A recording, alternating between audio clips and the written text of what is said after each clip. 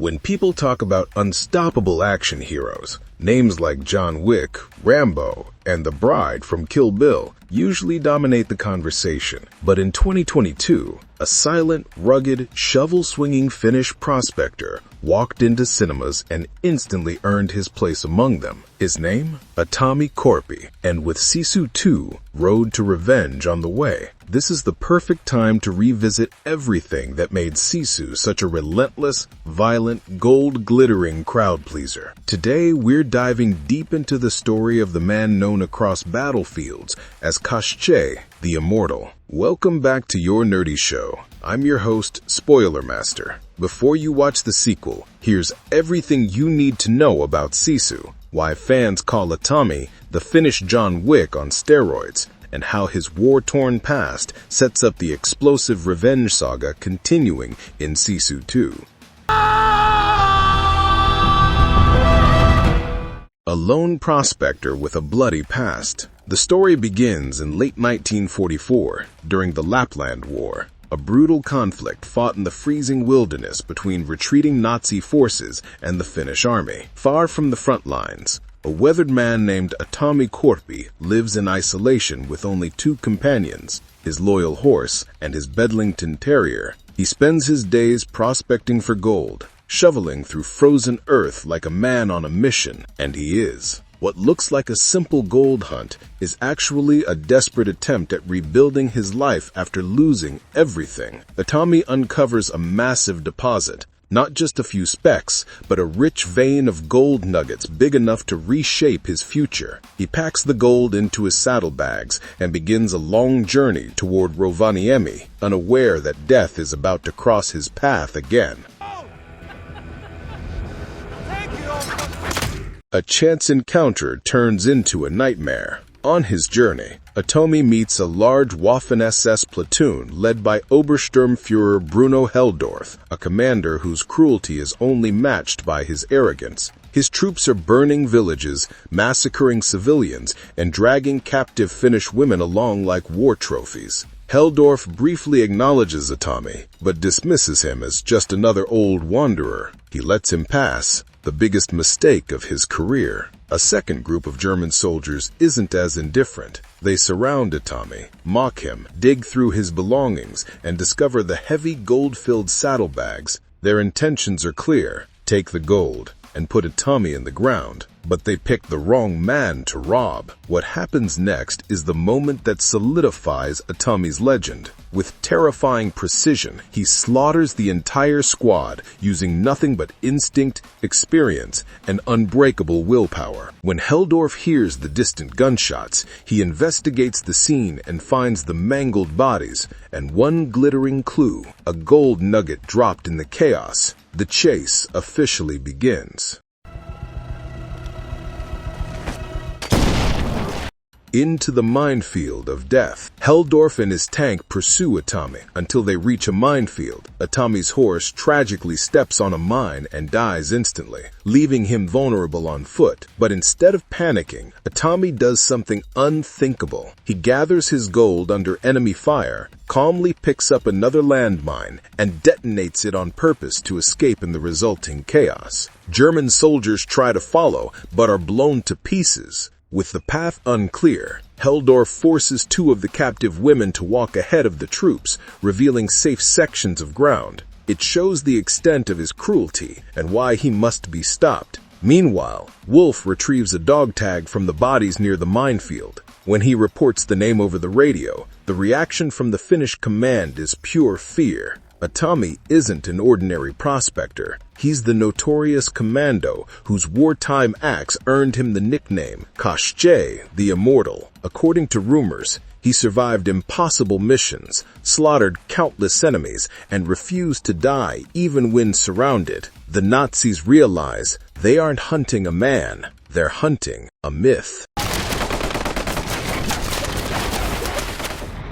Dogs, petrol, and a deadly dive. The Germans release tracking dogs to follow Aatami's trail. Knowing his time is running out, Aatami sends his own dog away to safety. Then he drenches himself in petrol from an enemy truck to erase his scent. but the Germans catch up faster than expected, forcing Aatami to dive into a nearby lake. What follows is one of the wildest underwater action sequences ever filmed. Heldorf sends 3 soldiers after him in a boat, but Aatami ambushes them from below, slicing 2 throats underwater and inhaling the escaping air bubbles to stay alive. It's primal, brutal, and showcases why even nature seems afraid of this man. The 3rd soldier panics and tries to flee, but Wolf kills him for cowardice. Aatami escapes again, but his dog is soon found by the Nazis, a message that they're closing in.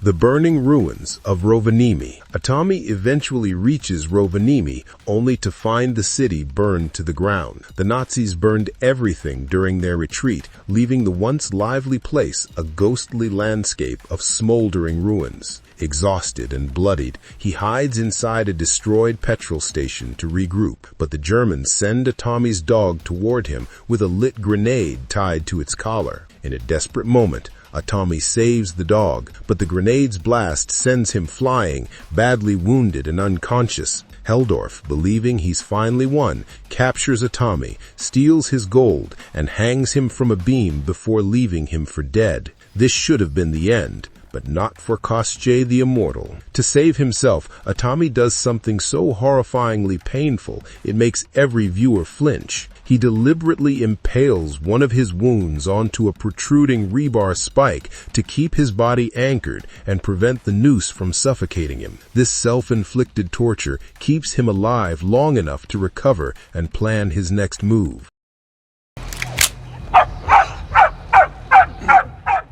Hijacking a plane to bring down a convoy. A German engineer and pilot land nearby, searching for fuel. Bad luck for them, great luck for Aatami. He kills the engineer and forces the terrified pilot to fly him ahead of Heldorf's retreating convoy. When Heldorf reaches the abandoned plane, he finds the pilot hanging from the same noose their men used on Aatami. It's not just revenge. It's a message. I'm coming for you. Aatami attacks the convoy again, this time targeting the truck holding the female prisoners. He climbs aboard, kills the guards, and frees the women. Aino, their leader, quickly takes control of the truck, proving she's just as fierce as Aatami in her own way. Together, they turn the tables. Aatami leaps on to Heldorf's tank, kills guards, and drags Wolf out of the vehicle, leaving him for the women to deal with. Poetic justice at its finest.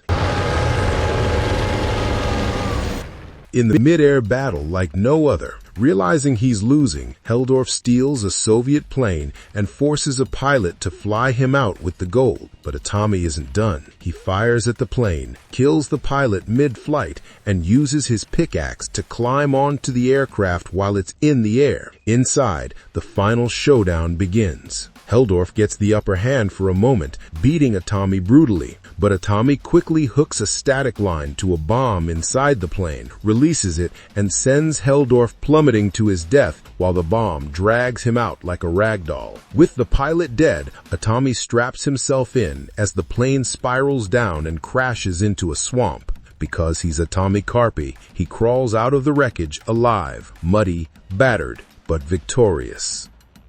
A hero's journey ends with one final line. The freed women drive the stolen tank, with Wolf tied helplessly to the top, into a Finnish army camp. Their arrival shocks the soldiers, but it's nothing compared to what happens next. From the swamp, Aatami emerges like a ghost. He reunites with his dog and walks, limping but determined, toward Helsinki. Once there, he enters a bank, drops all his gold onto the counter, and speaks for the first time in the entire movie. Bills. Big ones, please. Won't be so damn heavy to carry. It's one of the most satisfying final lines in modern action cinema. Why Aatami Korpi is the Finnish John Wick. Aatami Korpi isn't just another action hero. He's a force of nature carved out of war, grief, and sheer unbreakable will. What earns him comparisons to John Wick isn't just his skill or brutality, but the emotional engine behind his rage. Like Wick, Aatami is a man shaped by loss, driven by the ghosts of a family he couldn't save, but where Wick operates in a neon-soaked world of assassins and codes. Aatami exists in the raw, merciless landscape of real warfare. He survives gunfire, explosions, hangings, drowning, and hellish wounds, not because he's lucky, but because he refuses to let death claim him until his mission is complete. Every tool becomes a weapon, every obstacle becomes an advantage, and every attack becomes an act of vengeance wrapped in silent determination. Aatami isn't just the Finnish John Wick. He's what Wick would look like if he were forged in snow, fire, and the darkest corners of World War II. How Sisu sets the stage for Sisu 2. The end of Sisu may have shown Aatami Korpi walking away with his hard-earned gold, but his story was never truly about treasure. It was about loss. And Sisu 2 picks up right where that pain still festers. After the war, Aatami returns in 1946 to Soviet-occupied Karelia, the place where his family was brutally murdered. Instead of letting the land swallow his memories, he dismantles his old family home piece by piece, loads it onto a truck, and decides to rebuild it somewhere safe, somewhere untouched by war. But the moment he steps onto Soviet soil, word spreads fast. The Red Army learns that the immortal soldier has come back, and his old enemy, Igor Draganov, the man responsible for killing Aatami's wife and child, returns with one goal: finish what he started. Sisu 2 isn't just a continuation, it's a collision course between a grieving legend trying to preserve what's left of his past and a vengeful commander determined to bury him for good. Our nerdy thoughts. And that's everything you need to know about Aatami Korpi's brutal, relentless journey before heading into Sisu 2, Road to Revenge. From his blood-soaked legend in Lapland to his return to the land where his family was taken from him, Aatami's story is far from over, and the next chapter looks even more explosive. If you enjoyed this deep dive into the Finnish John Wick on steroids, make sure to hit that like button, subscribe to the channel, and ring the bell so you don't miss any breakdowns, theories, or updates on the world of Sisu. Thanks for watching, and I'll see you in the next one. Stay sharp, stay curious, and as always, stay nerdy. No, what the heck, I'll laugh anyway.